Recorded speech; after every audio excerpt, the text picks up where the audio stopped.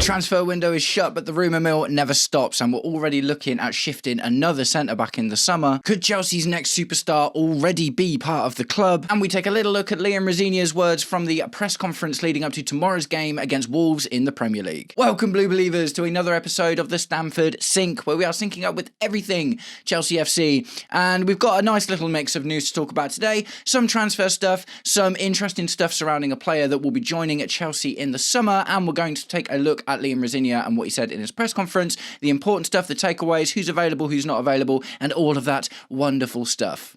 But guys, before we get into it, if you are enjoying the content and would like to see more, please do me the distinct honour of liking and sharing the video, subscribe to the channel, or just roast me in the comments, whatever gets you through your day. So we're going to kick the video off with talking about Benoit Badiashile, and supposedly he has no fewer than 3 suitors already interested in his signature, and a price has been named. So I've seen this in a couple of places in particular, but Caught Offside is where I first read it, so we're going to have a little look at that.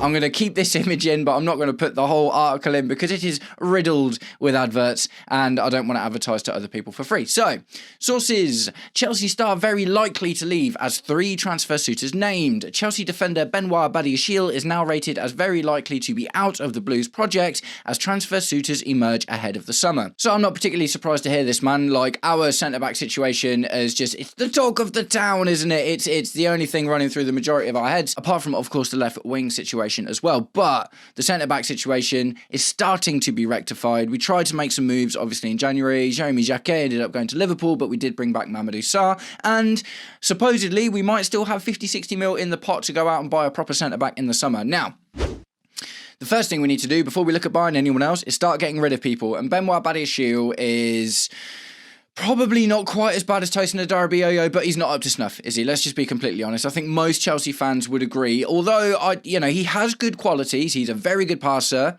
I did a deep dive on his stats for the season, comparing him to Jeremy Jacquet and Tosin Adarabioyo, and he is a good passer in quality, not so much quantity. And unfortunately, as we've all seen vis-a-vis the Aston Villa game, he's very injury prone. So who were the 3 clubs, I hear you say? They are no other than Italian giants Juventus, AC Milan, and French team Marseille.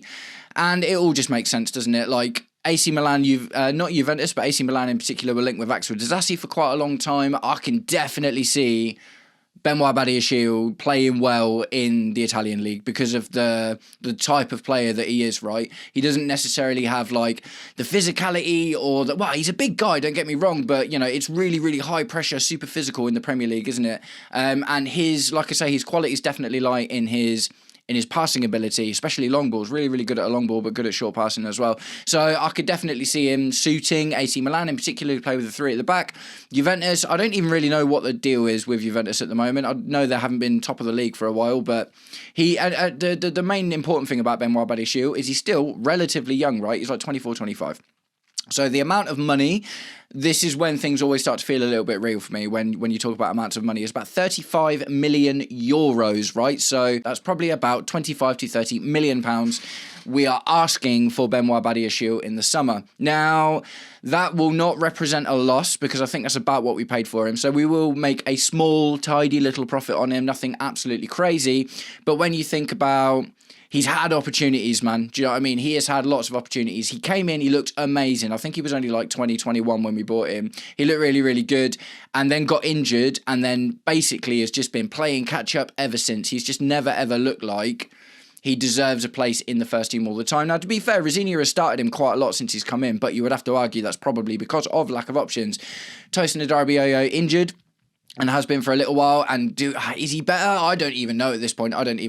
Man. All I know is the best thing for the club is to lose Benoit Badiashile, Tosin Adarabioyo, and Axel Disasi. Disasi obviously on loan at West Ham for the rest of the season. Hopefully, I mean, we're just going to end up taking a loss on him as well, aren't we? Let's be completely honest. But just getting him out is super important, man. We've brought Mamadou Sarr in. Obviously, the Jeremy Jacquet chase shows you one way or the other, we are interested in finding a better solution long-term for the centre-back role. It would be great to bring someone in with some actual experience, like when we brought Thiago Silva in. Do you know what I mean? Looking at someone who, Antonio Rudiger was thrown around for a little while, and he'd be quite interesting too. But yeah, that's the news about Badiashile. Clubs are interested in him. It only makes sense at the moment as well. Like Levi Colwill obviously will be coming back soon. Wesley Fofana's been great. Trevor Chalobah, I actually still think there's a high chance he'll be sold, to be honest. But at the end of the day, if it's a choice between keeping Chalobah and Badiashile goes, doesn't he? Regardless of whether Tyson's worth so much more money, like you don't keep Badiashile and sell Chalobah. You either keep Chalobah or you sell both. Do you know what I mean? That's just what's going to happen, isn't it? So, guys, let me know what you think in the comments. Benoit Badiashile, good idea, bad idea? I personally think it's a good idea if we are going to look to get him off the books. What we need to be careful of is not leaving it too late, because we don't want more bomb squad situations, do we? We need to see the end of the bomb squad now, and Badiashile ending up in the bomb squad would not be good for anyone. So personally, I hope that he gets enough game time with us throughout the rest of the season to remain relevant and in people's, eyesight, in their crosshairs, if you will. And ultimately, I hope that one of these clubs comes in and pays something for him in the summer.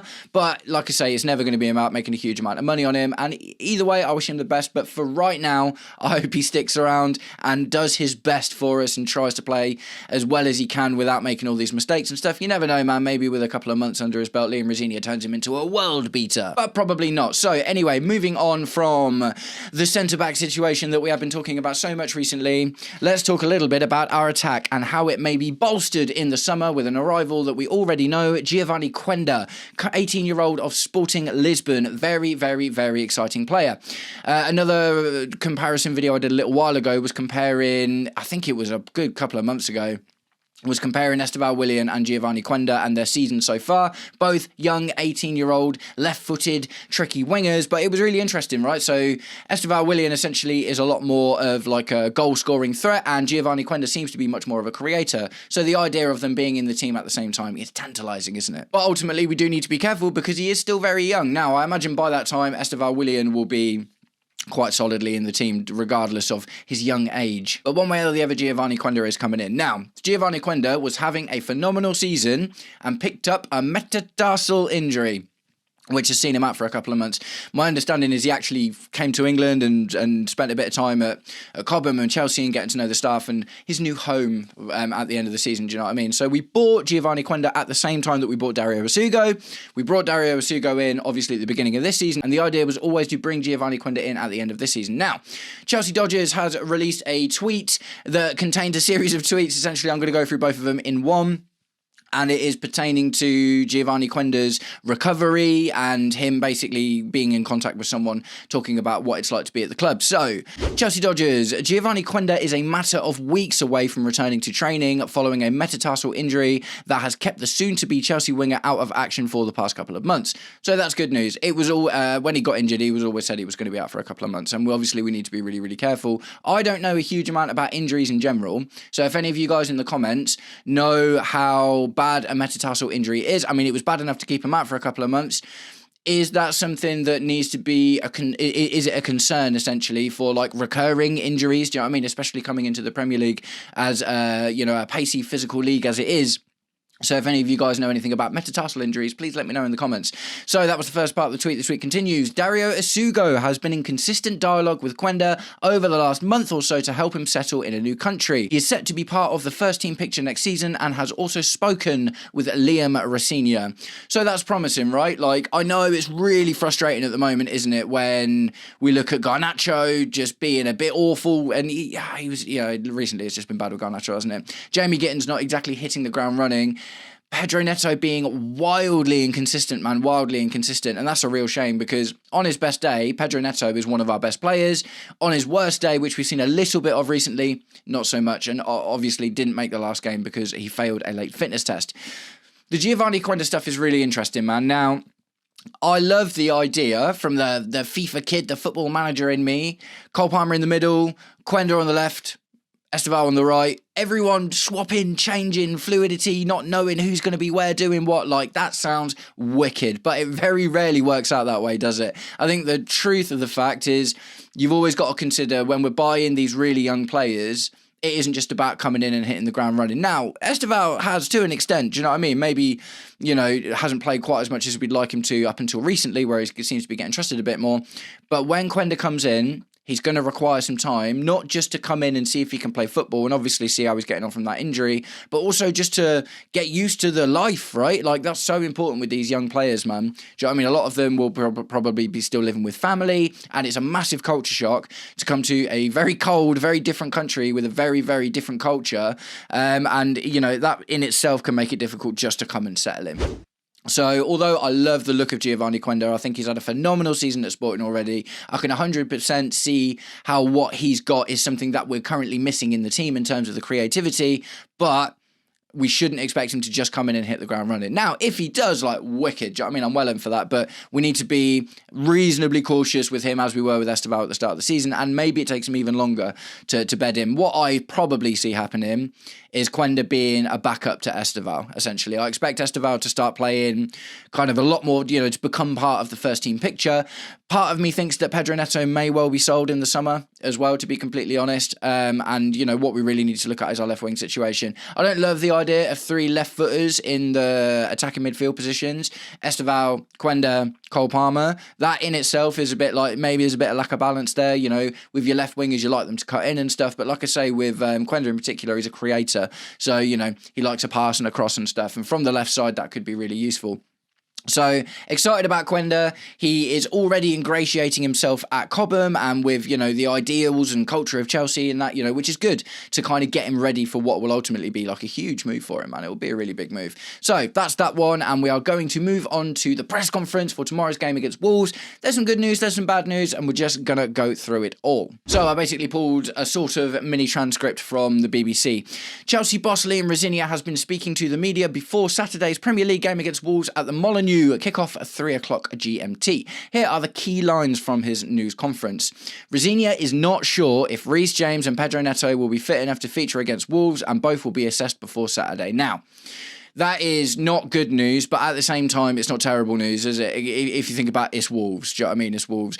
So far, Liam Roseniors has put to sword the teams that we are supposed to be putting to the sword. So even without Reece James and even without Pedro Neto in the squad, we've definitely still got enough quality in the squad to get over the line at Wolves. I'm not too fussed about that. And pertaining to Jamie Gittens, winger Jamie Gittens has a tear in his hamstring and will be out a little bit more long term. But Roseniors believes Cole Palmer and Esteval William will be able to play a full 90 minutes if required. So that is great news. Do you know what I mean? So that likely means that we're going to see Garnacho, I guess, because there's no one else, right? Unless we'd see the 3 at the back thing again. That would be interesting. But if Esteval and Cole Palmer are both available, it gives us lots of attacking options, so I'm down with that. And what we might see as well, I guess, you could see João Pedro in the 10, Liam Delap up top, although Liam Delap not been doing amazing recently, Cole Palmer on the right and Esteval William on the left, so they are versatile and we could see that sort of thing. Either way, the fact that Palmer and Esteval are fit and full, ready to play 90 minutes, that's a really good thing.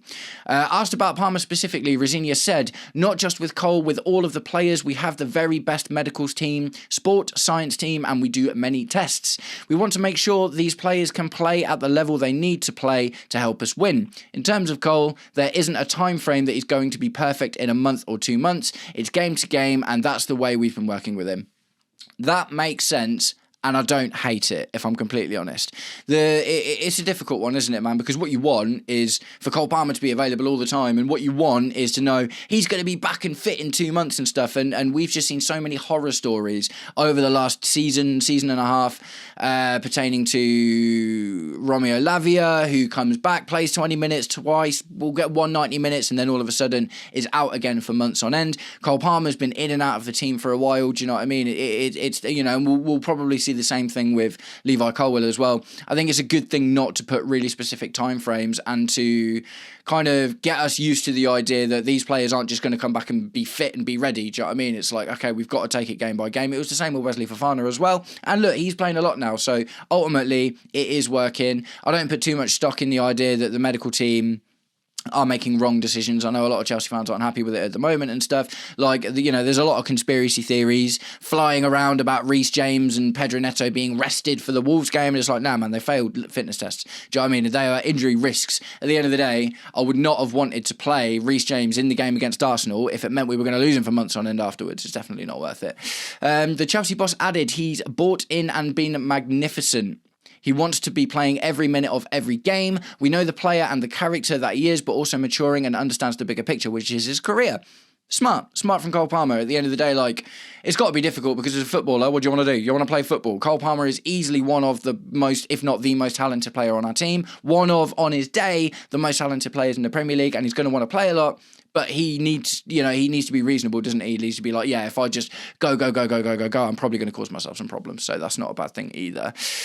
Continuing on a similar theme, Roseniors said he will do what he can to protect his players' well-being after a busy schedule in recent months. I'm very conscious that the lads played the Club World Cup and went through the summer with no break. They've got to play so many games, our schedule has been crazy, then they have the World Cup to go to and the international games to play. I want to make sure the well-being is correct for these players and their careers as well, and for their careers as well.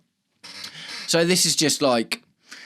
It's just something we're probably going to see, like, perpetually going forward now. Do you know what I mean? The Club World Cup definitely put a bit of a spanner in the works because there's normally a gap every 2 years, isn't there? But this is the first time we've seen it. There's now only one break. Like, next year, there won't be anything. Do you know what I mean? And then the year after that will be the Euros. Then the year after that will be the next Club World Cup. So next season, everyone gets a break. But until then... everyone's just going to have to keep on playing, man. Cole Palmer in particular, probably not going to get into the England squad now, is he, to be completely honest, which will be a massive, massive shame for him. But in 4 years' time, chances are he'll be fit and ready to go again. So hopefully that's okay. But yeah, it's definitely like, even Enzo Maresca came out and talked about it recently, man, how Chelsea's mad injury crisis that we kind of went through was largely down to the Club World Cup and players not getting enough rest and then getting no preseason and being thrown straight back into the league. Do you know what I mean? We do need to consider player welfare and well-being in that respect. Rodri from Man City was a massive proponent of it, wasn't he? He was coming out and he was being like, we're playing too many games. It is just all a bit mental. We're playing too many games. And then literally after that, he got injured for months on end. So there's definitely a thing to worry about there.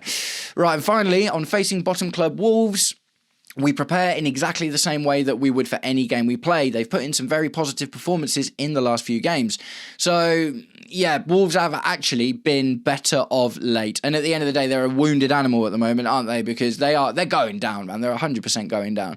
But they have to have belief that they can get enough points and someone else can fall off enough and maybe they can create some kind of crazy upset. I don't know if that's even possible at this point, do you know what I mean? But either way, they need to do something, do you know what I mean? And we, if we take them lightly, we will get hurt. We had one really rough game against Wolves already this season, actually. I remember it was the game we were 3-1 up at half-time, 3-0, 3-1 up at half-time, and then they came out, changed their style, and the game ended 3-2. Do you know what I mean? It was like, what, or 4-3 even. I can't remember exactly, but it was mental. They literally came out at half-time and went, okay, we're not going to do a low block anymore. We're going to do a high press. They changed to the high press and we absolutely had zero answer for it. It was 100% one of my issues with Enzo Maresca, is he just kind of like refused to change his tactics in these situations. But we've already seen that wounded Wolves can give us problems. So we 100% need to be careful. Either way, I do expect to win. So far, Liam Roseniors has beat all of the teams that he's expected to beat, and